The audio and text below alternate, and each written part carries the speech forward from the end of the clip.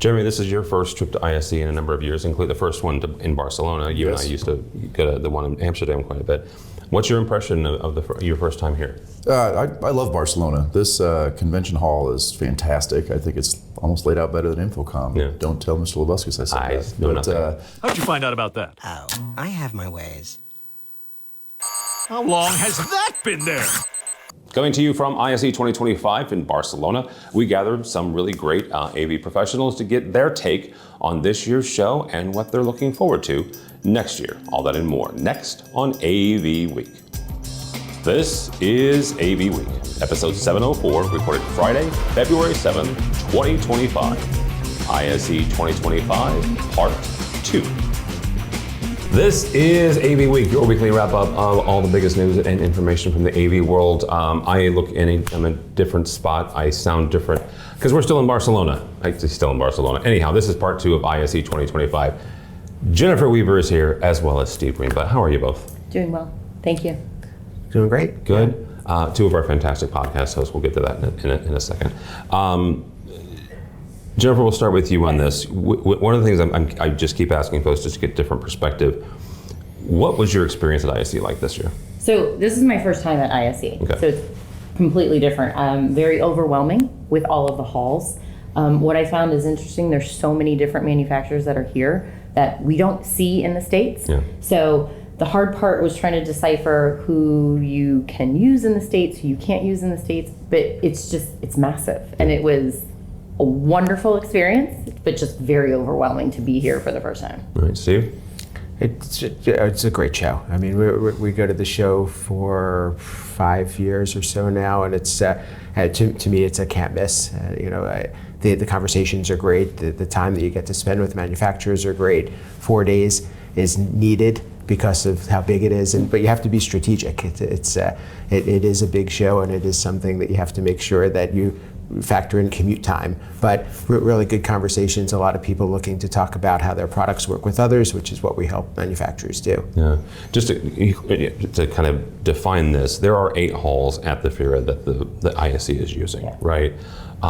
It is, I've equated it, this is not a one-to-one, equated it to InfoComm in Orlando, where it is one continuous hall. It's not, but that's the best kind of example I've got, because in Vegas they split it between 2 separate halls, but they are massive halls, one after the other. And you guys are right, you've got to plan out the commute time Steve is talking about, because if you're going even from hall 2 to hall 3, it's going to take you a minute. And you don't want to book any type of meetings or do your schedule of manufacturers that you want to visit like that. So you can't go from hall to hall to hall, because you're tired and you're walking and you'll miss things. Yeah. And there's a lot of traffic. There's a lot of people here. So there were traffic jams. So one of the things is what was your feeling about the show itself? Not just your experience, but like in the first episode, Jason Ward from the UK used the term buzz, right? And I'll steal that from him. But what was your feeling, the energy of the week? I think it was positive. Every time we showed up at a meeting, we weren't really sure what we were going to get. And it usually was a pleasant surprise. We were welcomed, and there was usually something to talk about. It wasn't just checking a box saying, I met with these people, I scanned badges. We usually had a purpose for a meeting, and sometimes it was something that was unexpected, which was really great. Jennifer? Yeah, I noticed that too. Even though there's so many halls, they're full with people. And when you're going into the booths, like Steve said, it's not the check the box, let me walk you around and show you everything. They really are embracing you coming in, wanting to talk to you, and getting that perspective of what you do, what's your line of work, showing you the product that's going to fit with what you're doing, and not just that full scheduled booth tour like we see when we're at InfoComm. The first episode had 3 folks from the UK. Right, European, and don't throw things at me. I know there's an argument about whether or not the UK is Europe. I'm a big dumb American. It's Europe, right? It's just it's fine. Right.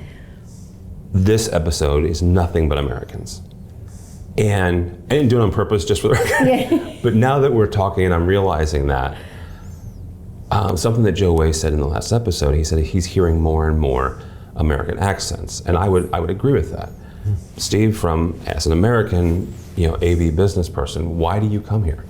Well, the quality of the engagement is great, and for us, all of the people that we work with are here. Okay. So that's why we have to be here. So if we were to do this back home, we'd have to at least go to 2 shows to accomplish what we can accomplish in 1. Okay. So that to me is we're sold. Yeah. Plus it's the value. I think the fact that they welcome the Americans to come, and the people that we want to meet with, they have time for us because we're a smaller percentage of the attendees. Yeah.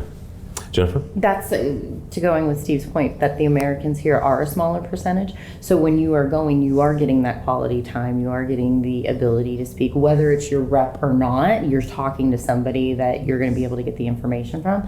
And what I've noticed too, the booths are so massive, and there's more areas to sit in them to have conversations and to have Blessedly, meetings. there's more places to sit. Thank goodness. But you don't see that when we get to InfoComm. There might be small little high top tables, but Yeah. the booths want to be product focused, which is great. But here it's conversation focused, it seems, which is, I think, sometimes more meaningful than it is to understand, the specs of a product. We can all see it, read a spec sheet, understand it. Yeah. But the conversation of how to utilize it and work, it's amazing. And yes, I've noticed a lot more Americans, which I was thoroughly surprised with this being my first time. So you can pick up right away who's from the U.S. and who's not from the U.S. I actually ran into a rep firm for a manufacturer that I know. She's out of Chicago, and I was like, okay, this is just because I'm horribly curious, right, to my own detriment. Well, why are you here? And she said the very same thing: is I can have longer conversations. She goes, plus my clients are here, so integrators from the States, big and small, are also coming to the show, and so she's coming to have those longer, deeper conversations with her clients. Yes. Yeah. Yeah. Steve, overarching, pick technology, pick anything, but what are you taking away from this show? Manufacturers are trying to make products easier for programmers, and that's what I like to hear. So You're making Steve happy. Okay. Yeah, there's more and more conversations about it. They said this stands in our way. If a programmer can't make our stuff work, that halts progress and holds up sales. So we help to make that happen, and I like to have those conversations. All right, Jennifer? I was out here, like I said, on a completely different one, but what I've learned is that everybody is just very welcoming, that the manufacturers, you can find other people to talk to, because sometimes your rep might not know everything, but it's just great. It was amazing. Right. Yeah. How do people connect with you? So I am on LinkedIn, Jennifer Weaver. I am also on Twitter, jweaver319, and I am also part of AVNation Media, and I have my podcast, AV Career Mastermind. All right. Show them your shoes. Can they see your shoes yet? And All right, now, show the shoes. here's if I can get my foot up pretty high. And I've got my There we purple go. sneaks on. Yeah. You and Neto, sneakerheads. All right. Mr. Greenblatt. Steve Greenblatt on social media. Control Concepts is at controlconcepts.net. Podcasts are State of Control on AVNation.tv, and Ask the Programmer, and love to have these conversations. All right, part 2, Aaron Mary Moran, Mr. Caldera, Jeremy Caldera. How are you guys? I'm excellent. Good. Your voice is almost there, dude. Almost. It's almost there. And that's always the downside of doing these recordings on the Friday. It is. Of a trade show. Trade show because voice. By this time of the week, it's gone. Yeah, absolutely. But it is Friday. The reason we do it on Friday is so we can experience the show for 3 days. So Aaron, you are Johns Hopkins University. You're also here with HETMA. So how was the week? How was the show? Oh, I mean, it's been amazing. From a HETMA perspective, we've gotten to kind of learn a bit more about how some universities work over here and meet some new people and trying to kind of spread the love that is HETMA, and it's been really good. From an organization like HETMA trying to get into and expand the market outside of North America, what are some of the things? Because we had Joe on the last episode. He talked about cultural differences, but what other areas that are you guys learning that you're able to make adjustments to and continue that reach out? Yeah, I mean, besides the obvious one, language barrier, there's also just terminologies. We realized that there is nowhere in our booth signage that says university, because higher ed here means something different. I think it's more high school is considered higher education. So we're like, okay, now we know we need to definitely use the word university more. But yeah, for the most part, I think it's been all right. And we'll make adjustments. But it's also the badges. Yeah. Trying to just figure out who is at a university, because they're all named differently or use their abbreviations, and we're like, oh, that's a university, great. Yeah. So I think we'll have to do a little more studying up going into these events, and maybe see like just what are the names of the schools. Yeah. And then we're able to key in on those. Okay. Jeremy, this is your first trip to ISE in a number of years, including the first one in Barcelona. You and I used to go to the one in Amsterdam quite a bit. What's your impression of your first time here? I love Barcelona. This convention hall is fantastic. I think it's almost laid out better than InfoComm. Yeah. Don't tell Mr. Lebuscus I said that. know But nothing. it's I think the layout's very good. I like the way that they have everything grouped together. It's very easy to find your way around, for considering how massive and huge this place is.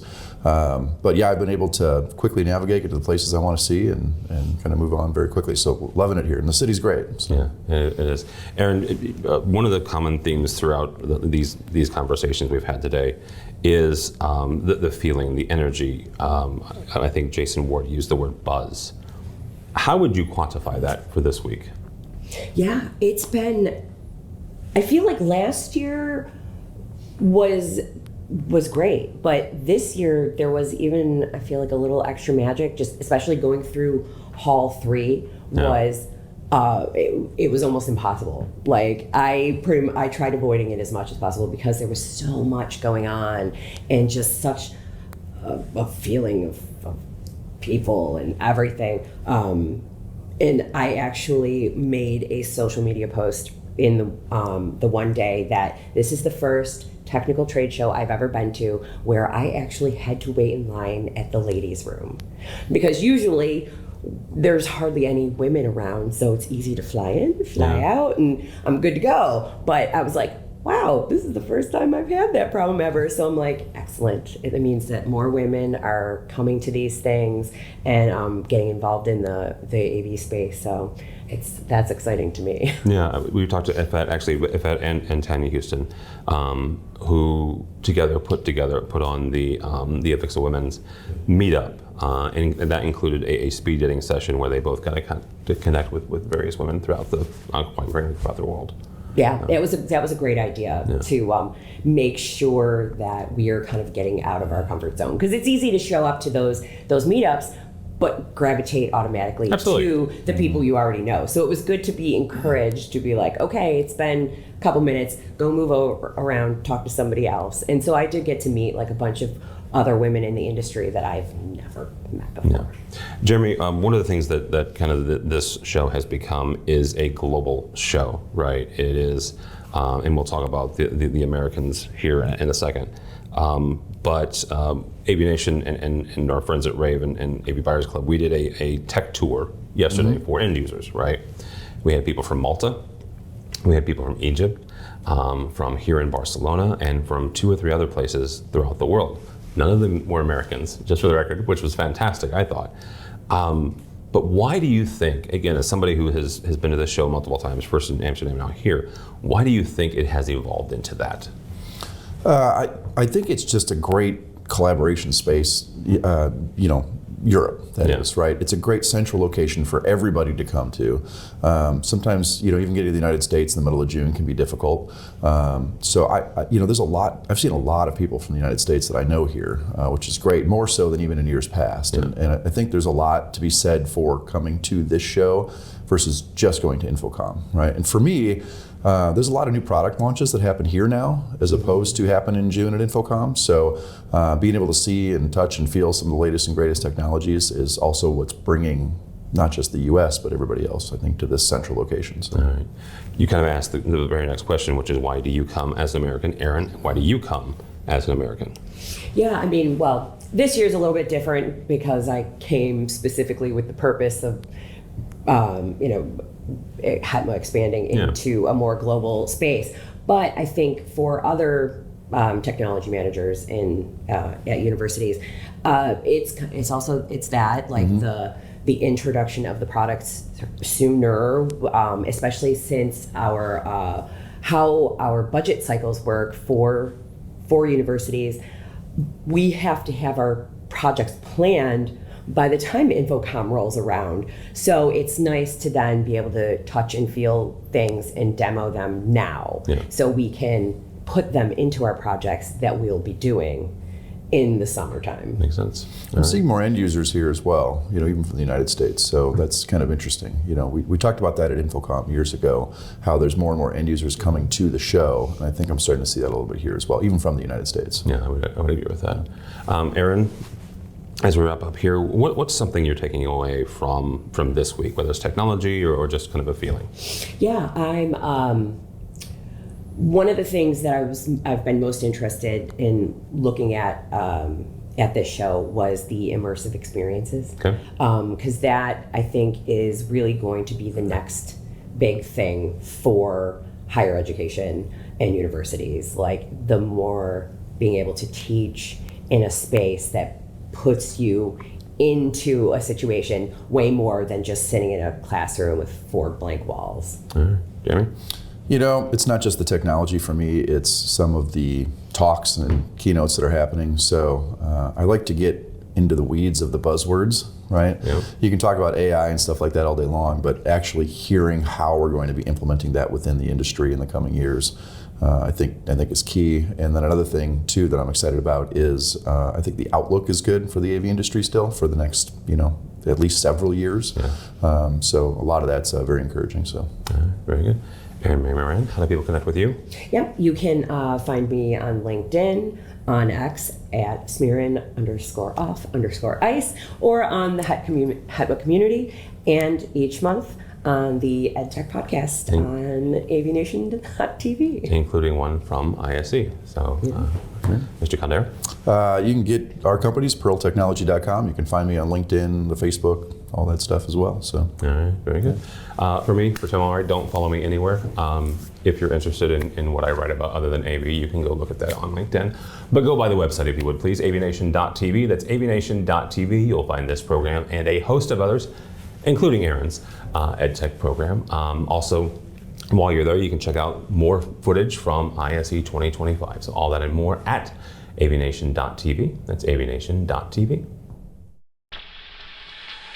The network for the AV industry. What are you listening to? This is AV. This is AV Nation. This is AV Nation.